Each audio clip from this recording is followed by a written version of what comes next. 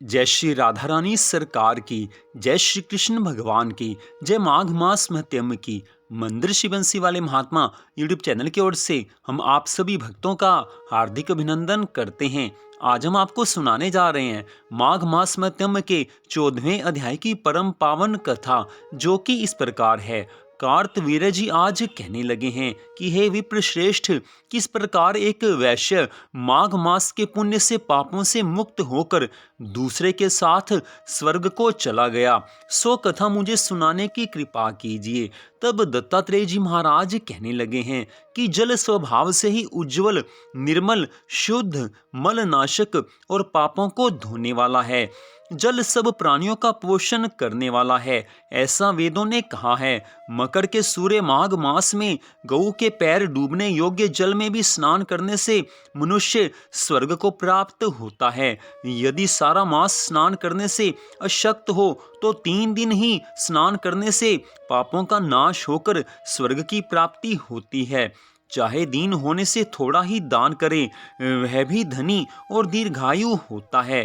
5 दिन स्नान करने मात्र से चंद्रमा के सदृश शोभायमान होता है। इसलिए अपना शुभ चाहने वालों को माघ मास में बाहर स्नान करना चाहिए।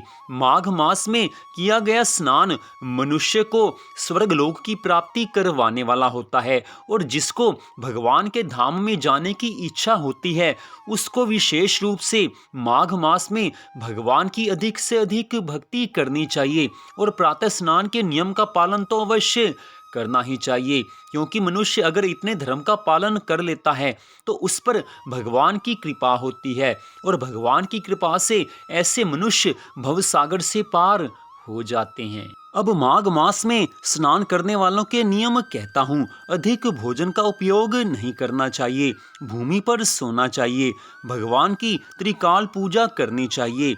ईंधन, वस्त्र, कंबल, जूता, कुमकुम, घृत, तेल, कपास, रुई, वस्त्र तथा अन्न का दान करना चाहिए। जितना हो सके उतना दान अवश्य करना चाहिए। किया गया दान और सत्कर्म कभी भी निष्फल नहीं जाता है, इसलिए दान अवश्य करना चाहिए। मनुष्य जो कुछ भी दान पुण्य के सब कार्य करता है उसका उसको अनंत गुना पुण्य फल मिल जाता है। माघ मास के अंत में विशेष रूप से ब्राह्मणों को भोजन करवाना चाहिए और उनको यथाशक्ति दक्षिणा अवश्य देनी चाहिए, तथा एकादशी के दिन नियम से माघ मास का स्नान का उद्यापन करें। भगवान से प्रार्थना करें कि हे देव, इस स्नान का मुझको यथा उचित फल दे दीजिए। मौन रहकर इस मंत्र का उच्चारण करें, फिर भगवान का स्मरण करें। जो मनुष्य श्री गंगा जी में माघ मास में स्नान करते हैं वे 4000 युग तक स्वर्ग में ही रहते हैं। जो कोई माघ मास में श्री गंगा जी और श्री यमुना जी का स्नान करता है वह प्रतिदिन 1000 स्वर्ण मुद्रा दान का फल प्राप्त कर लेता है, तथा 1000 कपिला गौ के दान का फल उसको मिल जाता है। इसलिए माघ मास आने पर प्रयत्न यही करना चाहिए कि श्री गंगा जी या श्री यमुना जी में स्नान कर लिया जाए। अगर दोनों में स्नान हो जाए तो बहुत उत्तम बात है। मनुष्य का ये जन्म भगवान की कृपा से मिला हुआ है, और भगवान ने मनुष्य का उद्धार करने के लिए बहुत से साधन बनाए हैं।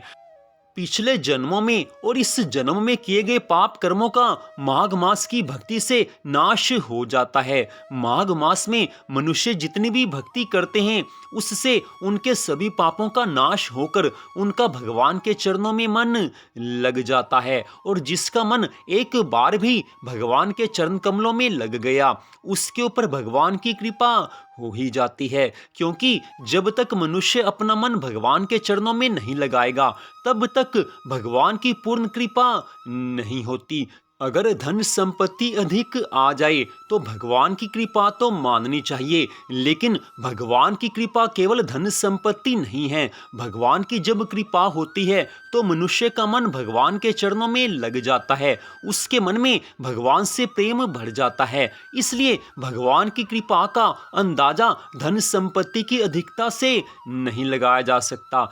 यद्यपि संसार के सुख संपत्ति धन इत्यादि सब वैभव भगवान की कृपा से प्राप्त होते हैं, लेकिन केवल यही सोचना कि भगवान की पूर्ण कृपा इसी से पता चलती है तो वो सही बात नहीं है। भगवान की कृपा का अनुभव केवल भगवान के प्रेम से लगाया जा सकता है। अगर भगवान से प्रेम बढ़ रहा है, अगर मन में भगवान के प्रति भक्ति भावना बढ़ रही है, तो समझ लेना चाहिए कि भगवान की अनंत कृपा हुई है। माघ मास के आज की इस अध्याय की कथा में यही बताया गया है कि मनुष्य जो कुछ भी सत्कर्म करता है उसका उसको फल अवश्य मिलता है। इसलिए कभी भी सत्कर्म करने से पीछे नहीं हटना चाहिए। माघ मास का ये जो पावन समय चल रहा है, इस माघ मास में हम जितना भी भगवान की भक्ति करते हैं उसका अनंत गुना पुण्य फल मिल जाता है। ये बात हमने कथा में बार बार दोहराई है, लेकिन इस बात को मन में सोचना भी चाहिए कि हम इस माघ के मास में राम जी का एक नाम भी लेते हैं, जय श्री राम या जय श्री राधे कृष्ण, तो उसका अन्य दिनों की अपेक्षा बहुत ज्यादा फल मिल जाता है। इसीलिए कहा जाता है कि माघ मास के इस समय में भगवान की ज्यादा से ज्यादा भक्ति करके अपना उद्धार कर लेना चाहिए, क्योंकि मनुष्य अगर भगवान की भक्ति करता है तो भगवान अपने आप अपने भक्तों का इस भवसागर से बेड़ा पार कर ही देते हैं। तो यहीं पर माघ मास मध्यम के 14वें अध्याय की कथा का विश्राम होता है। आज की इस कथा को सुनने के लिए आप सबका हार्दिक धन्यवाद। भगवान श्री राधा कृष्ण जी की माघ मास मध्यम की अनंत कृपा सदा आप सब पर, आपके परिवार पर बनी रहे, इसी मंगल कामना के साथ जय श्री राधा रानी सरकार की, जय श्री कृष्ण भगवान की, जय माघ मास मध्यम की, जय जय श्री राधे, जय जय श्री राधे, जय जय श्री राधे श्याम।